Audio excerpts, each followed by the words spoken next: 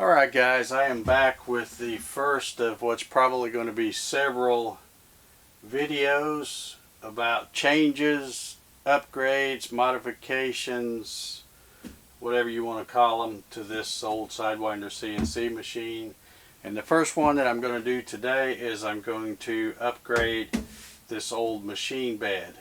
This was made way back in 2007 when I first built this machine.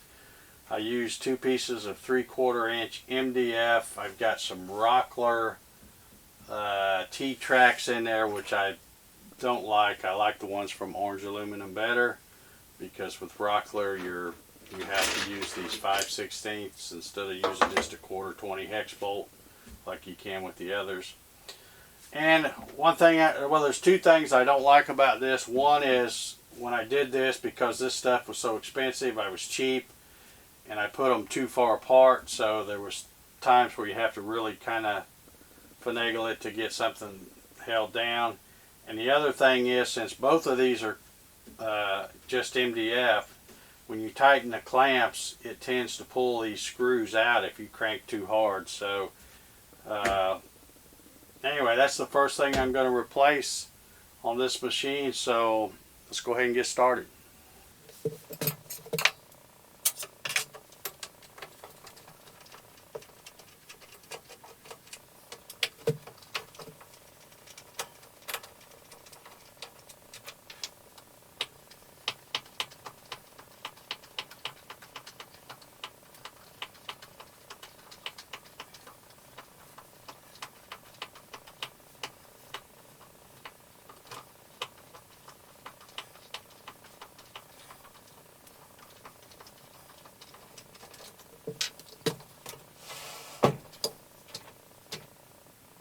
Okay, what I've got put on here now is just a piece of scrap 5/8 plywood. I had a piece that was big enough to get the width, and back here, I don't know, 25, 26 inches, which is about the cutting area. But I didn't want a hole in the back there where dust and stuff would fall down, so I spliced in a couple of pieces using my biscuit joiner. And got this, took a spade bit and made some counterbores so that when I screw this to these rails that run underneath here, the screw head will be down below where this is going to sit. And I've got these strips of 3/4 MDF that I'll be cutting down to the proper depth here, and then start gluing those on. I've just got to get them laid out and figured out how many and where I'm going to put them, and we'll get started doing that. Okay, I made a center line here, and I've got my first MDF strip glued on, and I'm got a log on here to weight that down a little bit. I'm going to give that a few minutes to set up a little bit, and then I'll start by coming and adding these on either side, and then put one of these, then put another strip, glue it down. Like I mentioned, when I get to, if a strip is going to cover up one of these screw holes where I've got the plywood fastened to these metal rails that run underneath here, I'll drill a hole to so that you can get to these screws. But even if I forget, I pretty much remember where the dimensions were, but hopefully I won't forget.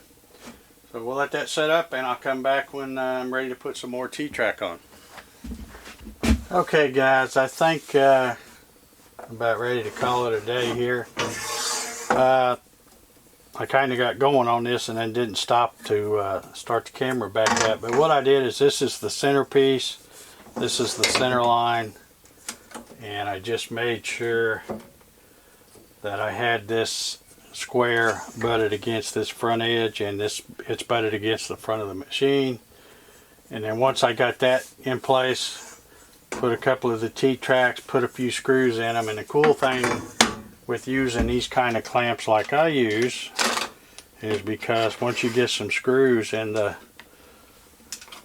in the T-clamp to hold it down, then you can actually use the clamps, spread them across there, and that will help hold down the MDF strips so that you can get the glue to dry. So just go real slow, start here, make sure I get this one good, then come all the way out. And as you can see, I used 7 strips of MDF, and I did go ahead and put 8 T-tracks. I've got one out here on the edge, and there's really, this is right under this is where the side of the machine is, so it doesn't come out that far anyway. So probably won't even really need this one, but I'd already cut it, so I put them on there. Got a hole here, got this one marked. I'm going to use the machine to make a hole right here so that I can get to these screws if I need to, and then the other ones I know where they're at if I need to open those up and get this off. But don't plan on taking this apart again anymore. I really like this little machine, and I have lots of other little videos coming that'll be you know, whatever you want to call them, changes, modifications, upgrades, that kind of thing. And I'm also got a lot of little projects that I want to try to do with this machine as well. So hopefully, if somebody's a beginner out there and trying to build their own machine, they can pick up some tips and stuff from the stuff I'm doing. I'll be showing a lot of the stuff I've shown before, but I'd like to go through and do a more recent, up-to-date version of some of the stuff where I show you how to use some of the tips and tricks in Mach 3, how to get your settings right and all that kind of stuff. So that's the kind of stuff you can look forward to seeing. And if you haven't already subscribed, be sure and hit the subscribe button, and make sure you hit the bell so you'll turn on notifications and get a notification every time I upload a new video. And until the next one, thank you very much for watching.